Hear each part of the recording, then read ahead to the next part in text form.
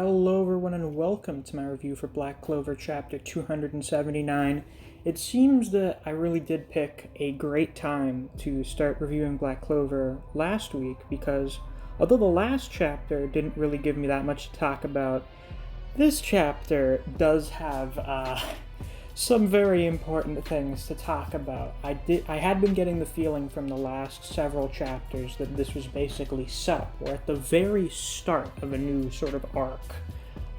So everything that's happening is just sort of the beginning stage of what's going on. We're not really kicking it into high gear yet. And I guess this chapter is where we start doing that. So for starters, we get a very interesting reveal from our man Morris from the Diamond Kingdom. He, I guess, was recruited by the Dark Triad because, he's like an evil scientist. So those guys are always super busted in manga, as we all know. And using a devil possession power that he apparently has, and I guess he was born blind, he was able to see into the knowledge of the Heart Kingdom that Lolopetra possesses and found a way to accelerate the growth of the Clyphot. So, for starters, we already knew Morris was a pretty fucked up guy from the stuff that he was doing in the Diamond Kingdom, but now that's made even more clear from the fact that he is possessed by a devil, and seemingly he's possessed by Lucifero just like Dante is, because he's got those same exact marks on his forehead. So that's actually very interesting. I guess that might mean that a devil is able to possess more than one person at the same time. I guess that would make sense. Aren't the devils that possess the Dark Triad and their Dark Disciples or whatever, those guys are still in the underworld, right? They're not out, because if Lucifer and Magicula, I think that's the name of Vanica's devil, if they were actually out and about, that would be really, really fucking bad.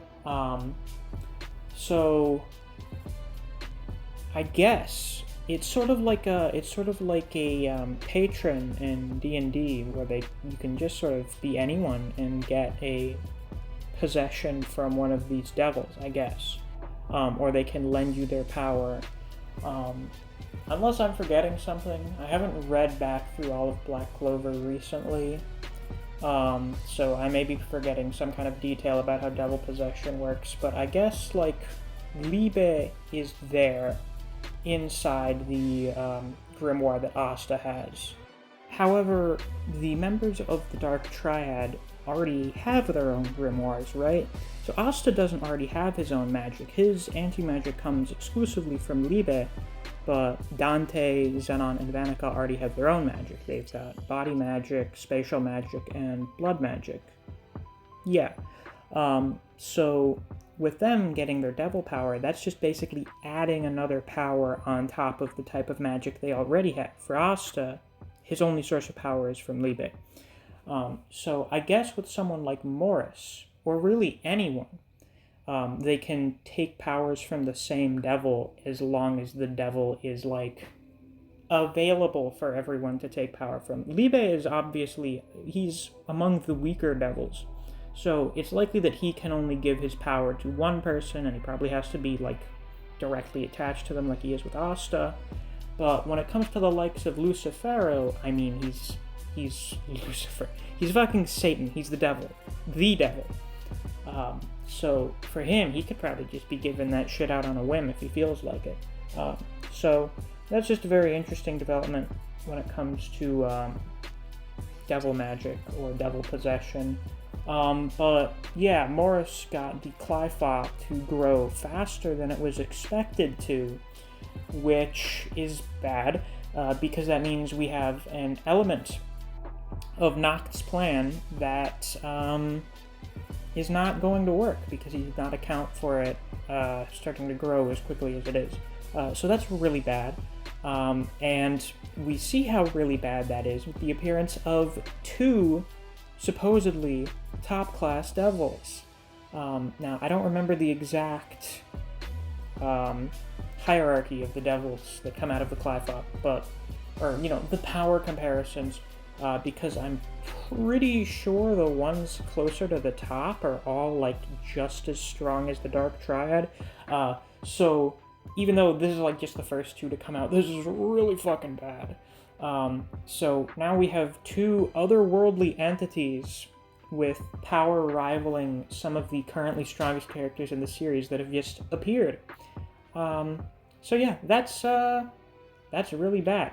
Now, a lot of people like to make fun of Tabata for his devil designs. They think it's just him throwing a bunch of ink onto his page and saying that's what a devil looks like. But with these boys right here, well, this boy and girl, one of them's got some titties.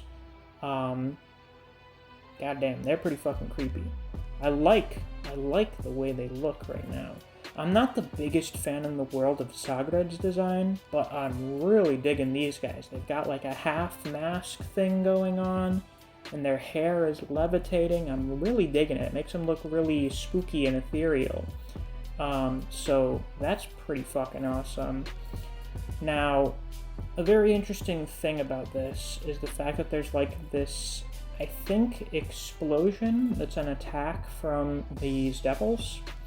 It would certainly seem that way, but it looks like they just sort of barely missed Dante because they weren't really aiming for him.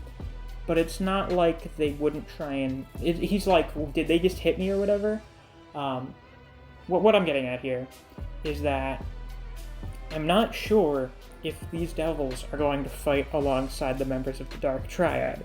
They may try to fight the Dark Triad as well, because they don't give a shit. Like, they're devils. They're here now in the world of the living.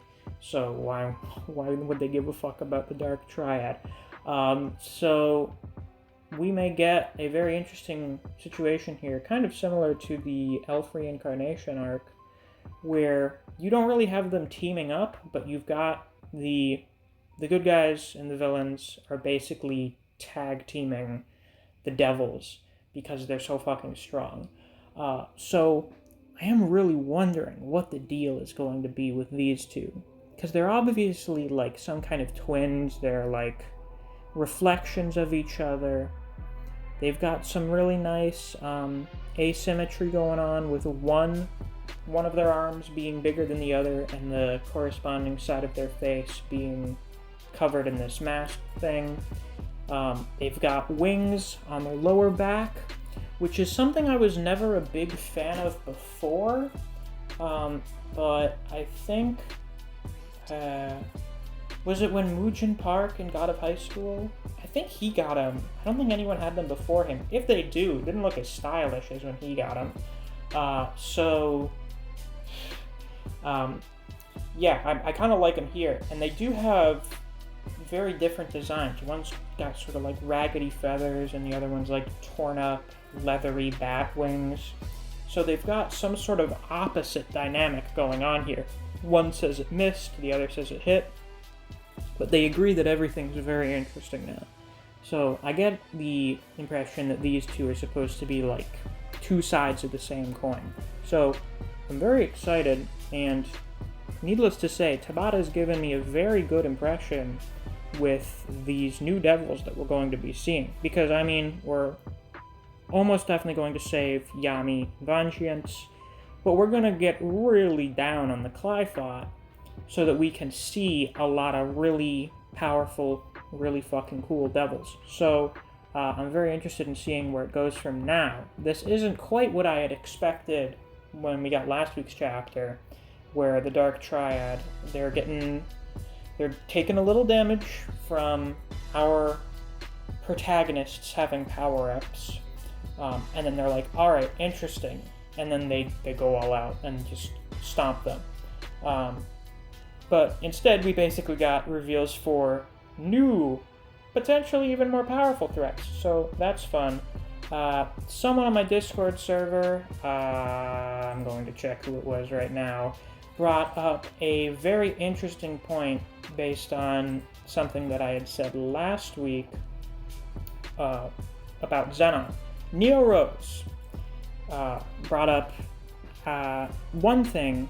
Were they bringing up another thing? No, I think that was someone else in the comments, maybe. Nero's brought up that we don't even know the name of Xenons Devil yet, which is a good point. We know that Dante has Lucifero, we know that Vanica has Magicula. We don't know what the fuck is going on with Xenon. And I'm pretty sure we haven't seen Xenon go all out before. I don't think we've seen him go above like 50%, have we? I don't think we've seen him go to like 80% like the others can. So that's going to be pretty fucking interesting. I think that is definitely the avenue for Xenon actually being the strongest member of the Dark Triad, is because we haven't seen everything he can do yet. We've seen everything that Dante can do, pretty much seen everything Vanica can do.